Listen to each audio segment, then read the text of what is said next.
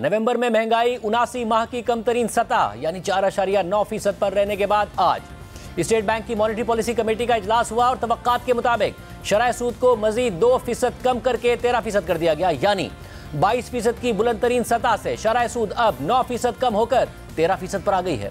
आज monetary policy committee के एलामिये के मुताबिक नवंबर में महंगाई मॉनेटरी पॉलिसी कमेटी की तवक्कात के मुताबिक 4.9% पर आ गई, जिसकी बुनियादी वजह खाने पीने की अशिया की महंगाई में कमी है। मगर मॉनेटरी पॉलिसी कमेटी ने यह नोट किया कि कोर इन्फ्लेशन 9.7% की सतह पर मौजूद है और मुस्तहकम है, जबकि कंज्यूमर्स और बिजनेसेस की महंगाई के हवाले से तवक्कात भी वोलेटाइल हैं। इसी बुनियाद पर मॉनेटरी पॉलिसी कमेटी समझती है कि टारगेटेड रेंज में मुस्तहकम होने से पहले शॉर्ट टर्म में महंगाई वोलेटाइल रह सकती है। एलामिये के मुताबिक मॉनेटरी पॉलिसी कमेटी ने मुआशी अशारियों का जायजा लिया, जिसमें अक्टूबर में करंट अकाउंट मुसलसल तीसरे माह में सरप्लस रहा, जिसकी वजह से कमजोर फाइनेंशियल इन्फ्लोज और बैरूनी कर्जों की अदायगियों के बावजूद ज़र मुबादला के ज़खायर बढ़कर 12 अरब डॉलर्स की सतह उबूर कर गए, जबकि बैनुल-अक़वामी कमोडिटीज़ की कीमतें भी पाकिस्तान के लिए अच्छी रही हैं, जिससे महंगाई और इंपोर्ट बिल पर मस्बत असरात पड़े हैं। जबकि प्राइवेट सेक्टर को कमर्शियल बैंक्स की तरफ से दिए जाने वाले कर्जों में इजाफा हुआ है, जिसकी बुनियादी वजह फाइनेंशियल कंडीशंस का बेहतर होना और बैंक्स की तरफ से अपने एडवांस टू डिपॉजिट रेशो की शर्त को पूरा करने के लिए कर्जों में इजाफा करना है।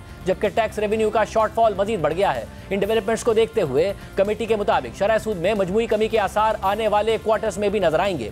इस माली साल में मुआशी तरक्की 2.5% से 3.5% रहने की तवक्को है। दूसरी तरफ शरह सूद में कमी की तवक्कात और लिक्विडिटी में इजाफे की वजह से स्टॉक मार्केट में मुसलसल इजाफा देखा जा रहा है। स्टॉक मार्केट में तेजी का सिलसिला बहुत तेजी से आज भी जारी रहा, जहां 100 इंडेक्स 1867 पॉइंट्स इजाफे के साथ 1,16,169 पॉइंट्स की सतह पर बंद हुआ, जबकि इंट्राडे के दौरान 100 इंडेक्स 1,16,681 पॉइंट्स तक भी पहुंचा था। इस साल 100 इंडेक्स में रिकॉर्ड तेजी देखी गई है। पाकिस्तान की तारीख की टॉप 10 तेजियों में से 100 इंडेक्स में 9 बार ये तेजी इसी साल यानी 2024 में देखी गई है, जबकि इससे पहले 27 नवंबर को मार्केट में 4,695 पॉइंट्स का इजाफा देखा गया था, जो अब तक की तारीख का सबसे बड़ा इजाफा है। और 27 नवंबर वो दिन था जब 26 नवंबर की रात को तहरीक इंसाफ के धरने की नाकामी के बाद मार्केट खुली थी, क्योंकि सियासी गैर यकीनी जो धरने से पैदा हुई थी वो खत्म हो गई थी। इस हवाले से बात करेंगे।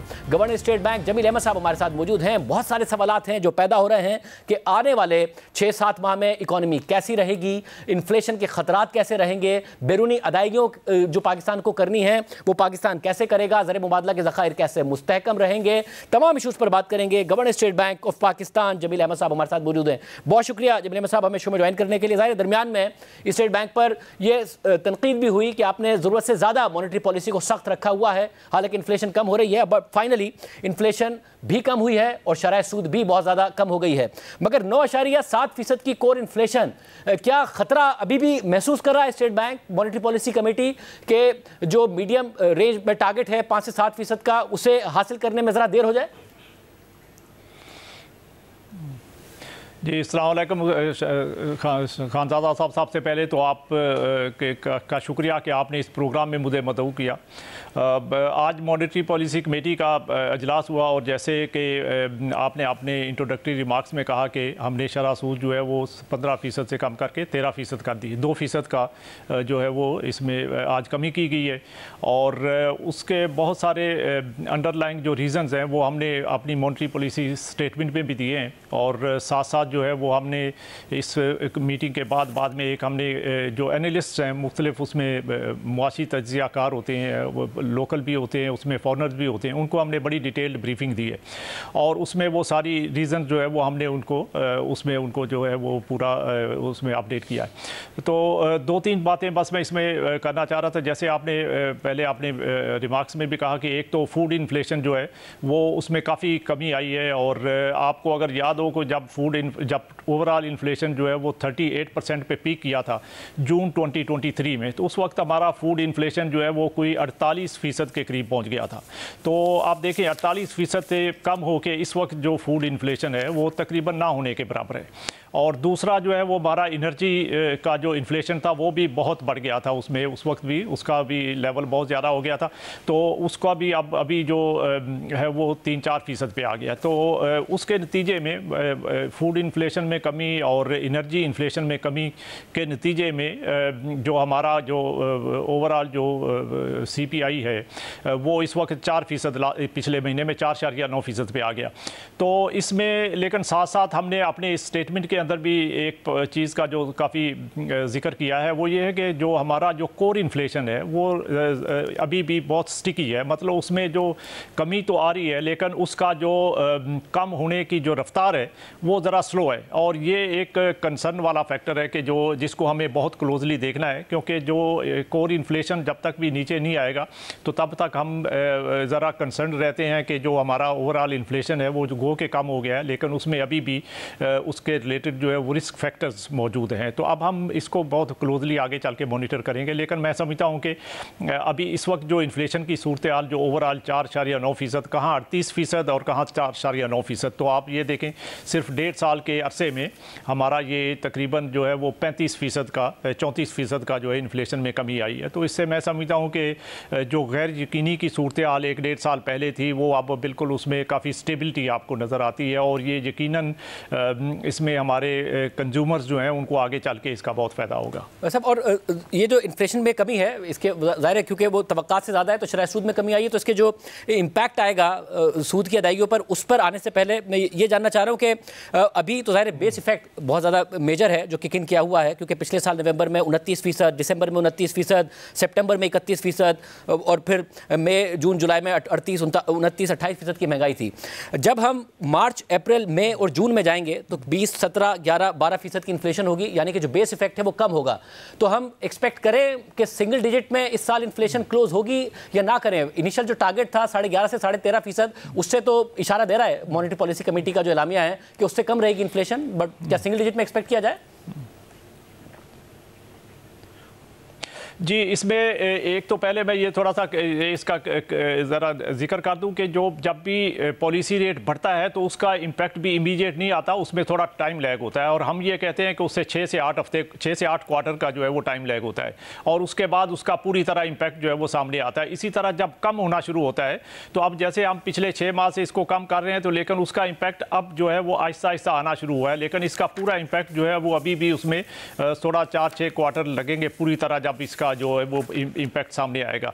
तो उस लिहाज से अभी हम चूँकि हमने 9% जो है वो पिछले 6 माह में तकरीबन जो है इसको कट किया है, 22% से अब जो है वो 13% पे आ गया है, और इसका आहिस्ता आहिस्ता आगे जो है वो आपको इकनॉमिक एक्टिविटी के अंदर भी और कंज्यूमर्स के पॉइंट ऑफ व्यू से भी इसके बेनिफिट्स जो है वो नज़र आने शुरू हो जाएंगे।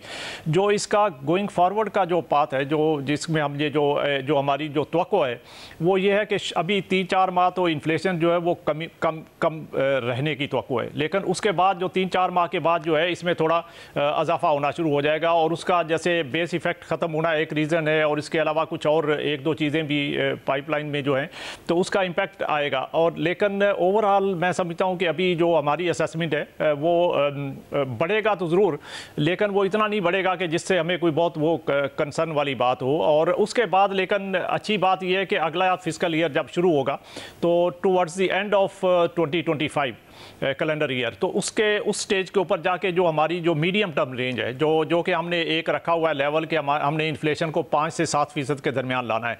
तो इंशाल्लाह ये 1 साल के अंदर अंदर हमें हमारा तवक्को ये है कि ये 5 से 7% के दरमियान जो लेवल आ जाएगा और फिर ये स्टेबलाइज हो जाएगा, और फिर इसके अंदर आप देखेंगे कि इंशाल्लाह स्टेबिलिटी रहेगी। और जो साथ साथ हम इसका जो ये फ्लक्चुएशन है थोड़ी उसको भी क्लोजली मॉनिटर कर रहे हैं। और जो ज़ाहिर हुकूमत ने अपना टारगेट रखा था सूद की अदायगियों का, वो हिस्टोरिक था 9,800 अरब रुपए, और वो ये अज्यूम करके था कि 17 से 18% का एवरेज इंटरेस्ट रेट रहेगा इस माली साल में, मगर जब सेकंड क्वार्टर में ही 13% का हो गया तो कितना फिस्कल स्पेस हुकूमत के लिए पैदा होगा? आपको लग रहा है कि सूद की अदायगियाँ क्या एस्टिमेट कर रहे हैं आप, कितनी कम होंगी?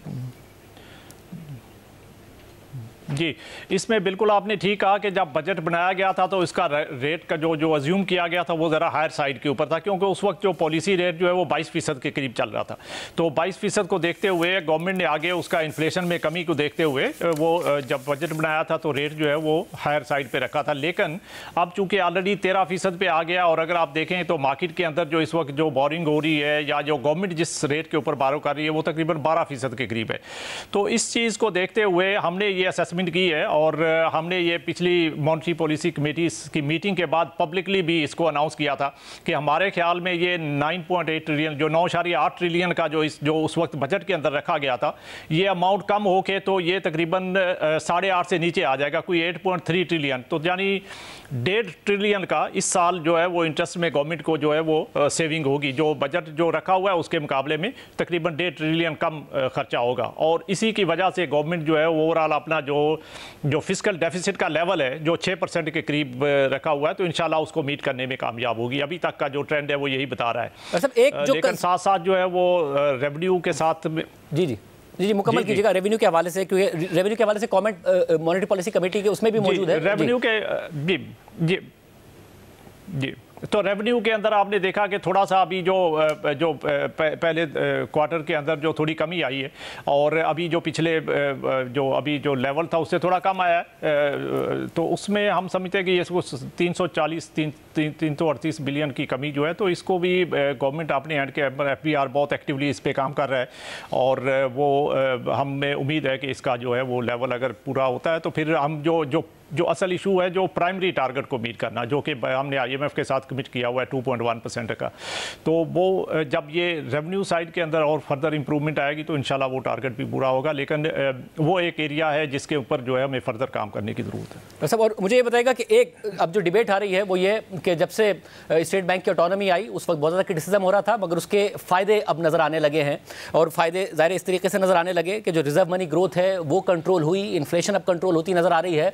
मगर एक जो डिबेट है वो ये कि OMOs के जरिए, ओपन मार्केट ऑपरेशंस के जरिए हुकूमत की के डेफिसिट फाइनेंसिंग के लिए जो इंजेक्शंस किए हैं स्टेट बैंक ने, जिससे खुद स्टेट बैंक की जो अपनी बैलेंस शीट है वो तकरीबन 10 ट्रिलियन से बढ़ गई। जो कमर्शियल बैंक्स ने बोरो किया स्टेट बैंक से वो तकरीबन 9 ट्रिलियन बोरो किया। तो जो रिजर्व मनी ग्रोथ है वो कंट्रोल्ड है, बट जो ब्रॉड मनी ग्रोथ है कहीं वो आइंदा पाकिस्तान में इन्फ्लेशन तो नहीं कॉज करेगी क्या? इसको किस तरीके से देख रहे हैं आप?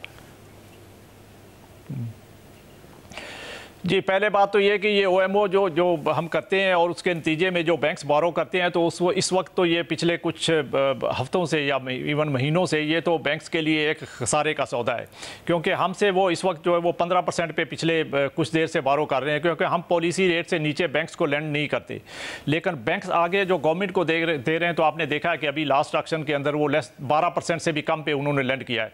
तो इस लिहाज से बैंक्स को इसमें बोरो करने में कोई फ़ायदा इस वक्त नहीं है। लेकिन चूँकि इस वक्त वो बैंक्स ने आगे गवर्नमेंट के साथ कमिट किया हुआ है और उसमें अपनी जो है वो उनकी मैच्योरिटी जो है वो थोड़ी लॉन्ग टर्म है, मीडियम टू लॉन्ग टर्म, तो इसलिए बैंक्स अभी अपनी लिक्विडिटी मैनेजमेंट के लिए स्टेट बैंक से शॉर्ट टर्म एक हफ्ते के लिए या उससे कुछ ज़्यादा अरसे के लिए वो बोरो कर रहे हैं और उसको जब मैच्योरिटी आती है तो मजीद बोरो कर लेते हैं। तो इसके नतीजे में OMO का लेवल इस वक्त थोड़ा सा ऊपर है। लेकिन आप ये याद रखिए कि ये 12 ट्रिलियन से कम होकर ये आप 10 ट्रिलियन से नीचे आया है, तो हमने 2-2.5 ट्रिलियन का ऑलरेडी इसमें कमी आई है। तो गोइंग फॉरवर्ड जो है वो जब गवर्नमेंट की अपनी जैसे जैसे ये पोजीशन बेहतर हो रही है तो इसमें मजीद कमी आने के हमारे ख्याल में जो है वो चांसेस हैं। और साथ में जो रिजर्व मनी की आपके बात की M2 की, तो M2 के अंदर जो है वो इस वक्त हमारे रिजर्व मनी में इस साल जो है वो तकरीबन 2% की कमी आई है। पिछले साल जो है 16% था, उसमें इजाफा जो था, तो इस साल 14% है। तो इसमें चूँकि कमी आ रही है और उसका इम्पैक्ट जो है वो इन्फ्लेशन के ऊपर भी पॉजिटिव गोइंग फॉरवर्ड जो आएगा, तो इसमें कोई हमारे लिहाज से कोई कंसर्न वाली बात नहीं है। ये बिल्कुल इसका ट्रेंड जो है एक नॉर्मल ट्रेंड है और ये महंगाई में कमी में हमें इसका जो है वो इसके नतीजे में हमें जो है वो सपोर्ट मिलेगी। साहब, और इस वक्त ज़ाहिर है पाकिस्तान के जो ज़खायर है 12 अरब डॉलर से तजावुज़ कर गए हैं। जो मॉनेटरी पॉलिसी कमेटी स्टेटमेंट में बात की गई है वो ये कि इनफ्लोज वीक थे और बैरूनी अदायगियाँ भी की गई, तो जिसकी वजह से जो हमें इनफ्लोज रेमिटेंसेज और करंट अकाउंट सरप्लस की सूरत में आ रहे थे उसकी वजह से ज़र मुतल्लिक़ ज़खायर मुस्तहकम रहे। बहुत ज़्यादा कंसर्न का इज़हार किया जाता था कि पाकिस्तान ने इस माली साल में 26.1 अरब डॉलर्स की अदायगियाँ करनी है। ज़ाहिर रोल ओवर भी शामिल है, बैरूनी अदायगियाँ भी शामिल हैं। आज जो आपने एनालिस्ट ब्रीफिंग में बताया वो ये कि 15 दिसंबर तक 10.4 अरब डॉलर्स की अदायगी या फिर रोल ओवर वो हो चुका है। तो बाकी के जो 7 माह हैं उसमें कैसे हम बाकी अदायगियाँ करेंगे अगर हमारे इनफ्लोज वीक हैं और क्योंकि आपका रिजर्व का टारगेट जून 2025 के लिए 13 अरब डॉलर का है। तो इसमें आप इस तरह इसको देखें कि टोटल हमारे जैसे आपने खुद मेंशन किया कि 26.1 बिलियन डॉलर जो है वो हमने पूरे साल के अंदर रीपे करना है। लेकिन उसके अंदर अच्छी चीज़ ये है कि कोई तकरीबन 16 बिलियन डॉलर ऐसा है जो कि ऑलरेडी हमारे पास कमिटमेंट्स हैं लेंडर्स की तरफ से कि ये रोल ओवर हो जाएगा। तो इसका मतलब जो एक्चुअल जो रीपेएबल अमाउंट है वो सिर्फ 10 बिलियन जो है वो 10.25 बिलियन के करीब है।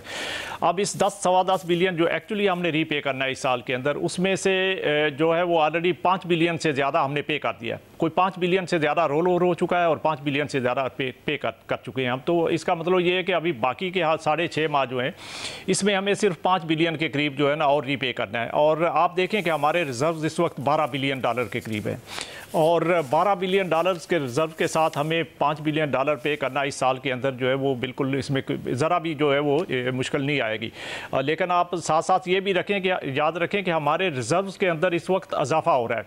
आप पिछले साल जून के अंदर हमारे रिजर्व 9.4 बिलियन डॉलर थे जो बढ़ के अब 12 बिलियन डॉलर से ऊपर हो गए हैं। तो इसका मतलब ये है कि हमारे रिजर्व्स के अंदर जो है वो कंसिस्टेंटली इजाफा हो रहा है और ये इसके बावजूद हो रहा है कि हमारी जो डेट पेमेंट्स हैं वो हमने काफ़ी ज़्यादा जो है वो इस पीरियड के दौरान की है और इसके बावजूद किए हैं कि गवर्नमेंट के इन्फ्लोज जो है वो इस पीरियड के दौरान थोड़े कम है। गवर्नमेंट के जो इन्फ्लोज हमारे पास आए हैं वो 3 बिलियन से थोड़े से ऊपर हैं, लेकिन हमने एक्चुअल जो पेमेंट्स किए हैं वो 5 बिलियन डॉलर से ज़्यादा किए हैं।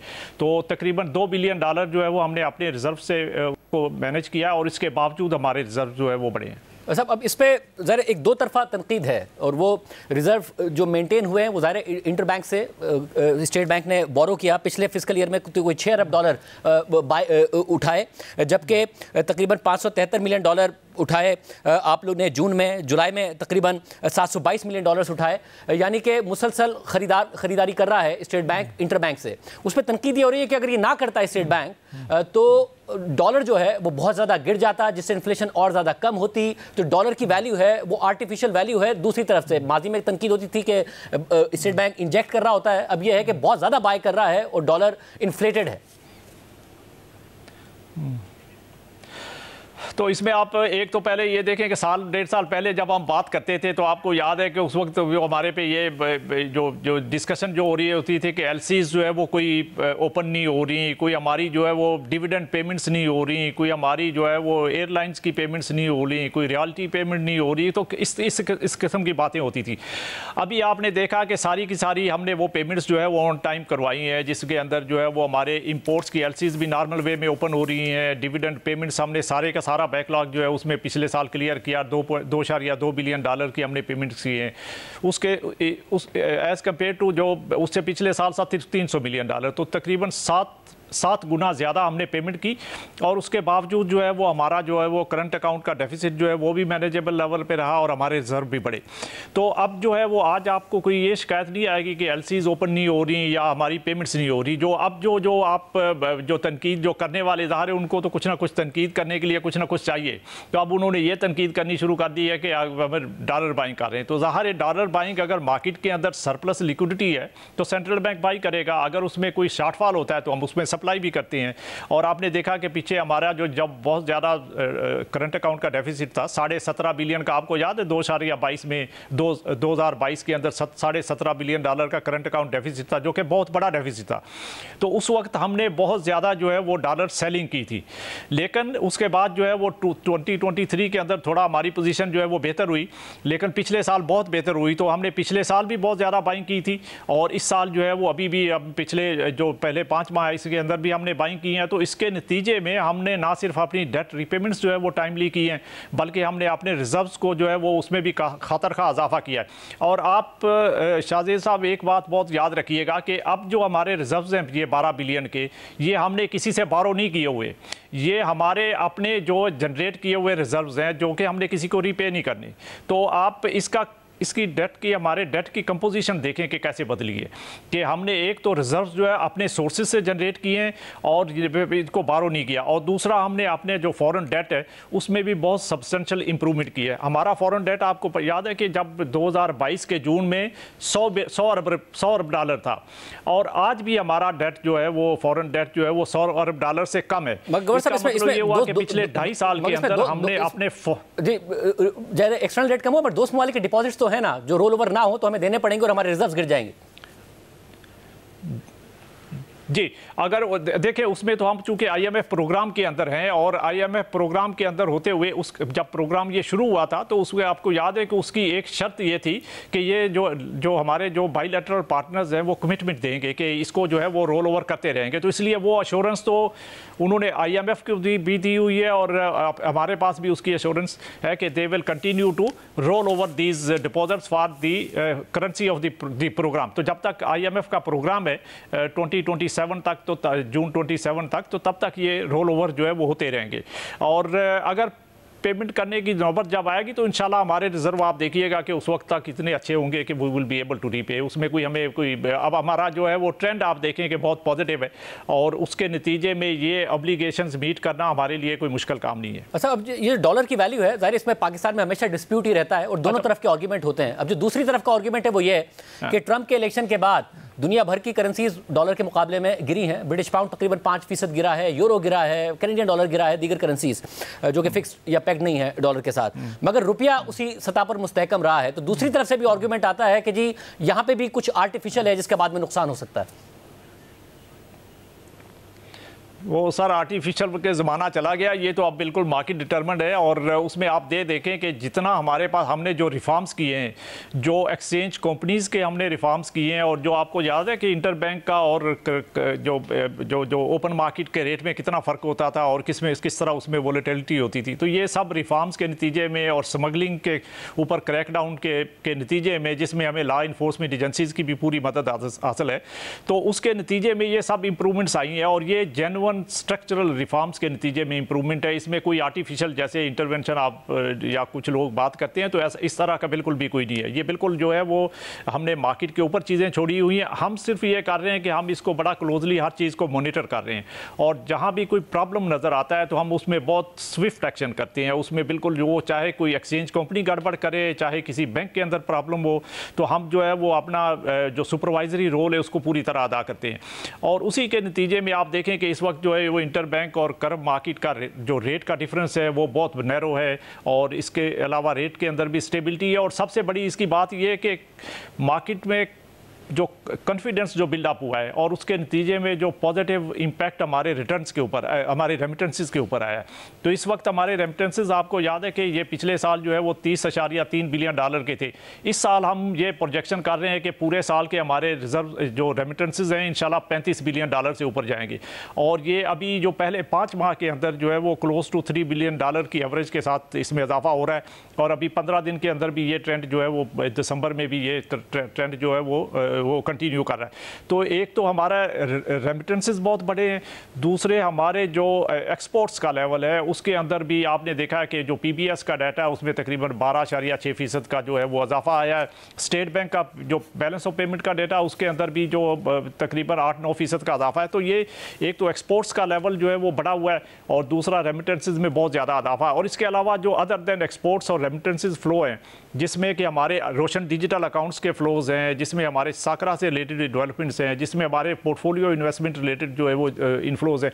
तो ये सब चीज़ें मिला के तो इस वक्त एक मार्केट के अंदर जो लिक्विडिटी का लेवल है वो बहुत बड़ा हुआ है और उसने जो है वो रेट के ऊपर बहुत पॉजिटिव उसका इम्पैक्ट आया और उसी की वजह से ये स्टेबिलिटी है। आप इसको आप ज़रा हमारी इस वक्त की जो मंथली इम्पोर्ट्स हैं उसको कंपेयर करके देखें 2 साल पहले जो 2022 में जो इम्पोर्ट्स थी, तो जो हमारी नॉन ऑयल इम्पोर्ट्स हैं वो तो एक्चुअली 2022 के लेवल से भी थोड़ी बढ़ गई हैं, लेकिन उसके बावजूद जो है वो ये एक्सचेंज में, फॉरेन एक्सचेंज में स्टेबिलिटी है। और उनका वॉल्यूम की जब आप बात करते हैं तो वॉल्यूम तो और भी ज़्यादा बढ़ गया है। जो हमें जो मेन रिलीफ मिल रहा है उसमें एक तो ऑयल प्राइसेस जो कम हुई है, तो इसमें तकरीबन $1 बिलियन पर मंथ की हमने जो सेविंग हो ली ऑयल इंपोर्ट्स की वजह से, वरना हमारी नॉन ऑयल इंपोर्ट्स तो तकरीबन उसी लेवल पे हैं जिस वक्त 2022 में थी, जबकि हमारा करंट अकाउंट डेफिसिट उस वक्त $17 बिलियन पे था। तो अभी तो करंट अकाउंट भी हम उसमें सरप्लस में चल पे। बाय द वे एक बात और मैं शाहजेब साहब आपको बताऊं कि अभी हमने कल इंशाल्लाह जो है वो अपना ये नवंबर का जो है वो हम अपना बैलेंस ऑफ पेमेंट का डाटा रिलीज़ करेंगे और इसके अंदर जो है अल्हम्दुलिल्लाह ये इस महीने का तकरीबन $700 मिलियन से ज़्यादा का सरप्लस आएगा। और पहले आपको पता है कि पहले 4 माह में हमारा सरप्लस जो है वो 200 मिलियन से ज़्यादा है। तो टोटल मिला के ये तकरीबन $950 $900 मिलियन डॉलर का हमारा सरप्लस हो जाएगा पहले 5 माह के अंदर। और ये ट्रेंड अगर हम कंटिन्यू करते हैं तो इंशाल्लाह आप देखिएगा कि इस साल का हमारा जो है वो एक्सटर्नल अकाउंट है, it will be in a very good shape. तो ये सारी चीजें जो है, क्या एक्सपेक्ट किया जाए कि डेफिसिट की बजाय पाकिस्तान इस साल करंट अकाउंट सरप्लस पोस्ट करेगा? जी, अभी हम इसकी नेक्स्ट महीने में इंशाल्लाह असेसमेंट देंगे। जब अगली मॉनेटरी पॉलिसी जो हमारी मीटिंग होगी तो उसमें हम अपडेटेड असेसमेंट देंगे। लेकिन अभी तक का मैं जो ट्रेंड आपको बता रहा हूं तो उसमें पहले 5 माह के अंदर जो है हमारा सरप्लस जो है क्लोज टू $1 बिलियन हो जाएगा। तो अगर ये आप खुद देखें कि अगर हमारा रेमिटेंसेस का ये लेवल जो है वो मेंटेन रहता है, हमारी एक्सपोर्ट्स का ट्रेंड अब जो है इंशाल्लाह इससे भी बेहतर होगा, क्योंकि अभी हमारे जो इकनॉमिक एक्टिविटी है उसने पिकअप करना शुरू किया और उसके नतीजे में हमारे मैन्युफैक्चरिंग सेक्टर के ऊपर उसका पॉजिटिव इंपैक्ट आएगा। क्योंकि पॉलिसी रेट तो अभी हमने रिसेंटली जो कम करना शुरू किया, इसका तो अभी इकोनॉमिक एक्टिविटी के ऊपर जो इंपैक्ट है वो गोइंग फॉरवर्ड आना है। मगर जैसे जब economic activity business manufacturing side के ऊपर जो इंप्रूव, और ये वो साइकिल है जिसमें ज़ाहिर इंटरेस्ट रेट्स कम होते हैं, इकोनॉमिक एक्टिविटी थोड़ा पिकअप करती है तो फिर इंपोर्ट्स बढ़ती हैं और वो फिर करंट अकाउंट डेफिसिट की तरफ हम चले जाते हैं। इस दफ़ा वही होने जा रहा है, या फिर इस बात पर नजर रखी जाएगी कि हमने कोई इतना लंबा चौड़ा करंट अकाउंट डेफिसिट नहीं देना है कि जिसमें हम उसी साइकिल से दोबारा गुजरें कि जिसमें फिर इंस्टेबिलिटी का एक बहुत बड़ा पीरियड है? हमने इंशाल्लाह माजी में जो गलतियां की हुई हैं उनको नहीं दोहराना, और इसीलिए हम इन चीज़ों को बहुत करीब से देख रहे हैं और बहुत क्लोजली मॉनिटर कर रहे हैं। और इस दफ़ा जो अप्रोच आपने देखा कि हमारी बिल्कुल डिफरेंट अप्रोच है, हम उसको जो इकनॉमिक ग्रोथ जो है उसको भी बहुत डिफरेंट तरीके से देख रहे हैं, और साथ साथ अपना पॉलिसी रेट में भी हम जो है वो आपने देखा कितना अच्छा बैलेंस मेनटेन करके चल रहे हैं। और साथ में रेमिटेंसेस इंक्रीज़ करने के लिए जो रिफॉर्म्स रिक्वायर्ड थे वो भी हमने किए हैं, गवर्नमेंट की तरफ से बहुत सारे इंसेंटिव्स दिए गए हैं। तो ये सब चीज़ें जो है वो इसके नतीजे में ही ये सब जो इम्प्रूवमेंट आना शुरू हुआ है। लेकिन आप ये देखें कि अभी हमारा जो ग्रोथ का लेवल है वो हमने जो प्रोजेक्शन दी हुई है वो 2.5 से 3.5% की है। और आज जो हमने स्टेटमेंट में कहा कि ये चूंकि अपर हाफ में रहेगा तो इसका मतलब ये है कि 3% से ऊपर रहेगा। हमारा जो हिस्टोरिक ग्रोथ रेट है पिछले 10 साल की अगर एवरेज देखते हैं तो वो 3.5% है। तो इसका मतलब ये हुआ कि इस साल हमारा जो है वो ग्रोथ रेट जो है हमारी पिछले 10 साल की हिस्टोरिक एवरेज की तरफ जो है वो जा रहा है। और हम अगर उस लेवल के ऊपर मेंटेन या इससे ऊपर इंक्रीज करते हैं, लेकिन साथ साथ अपने फॉरेन एक्सचेंज के इनफ्लोज भी इंक्रीज करते हैं। हमारे foreign exchange inflows through remittances, through exports, through other inflows, FDI अगर उसमें इंप्रूवमेंट आता है जो कि इंशाल्लाह आएगा, तो उसके साथ जो अगर ये ग्रोथ बढ़ेगा तो ये सस्टेनेबल ग्रोथ होगा। और हमने अपनी तरफ से पूरी कोशिश करनी है कि हमारा ग्रोथ लेवल जो है वो सस्टेनेबल हो, ताकि उसमें उस तरह की रिस्ट्रिक्शंस या दूसरे काम वो हमें ना करने पड़े जो हमने पहले किए।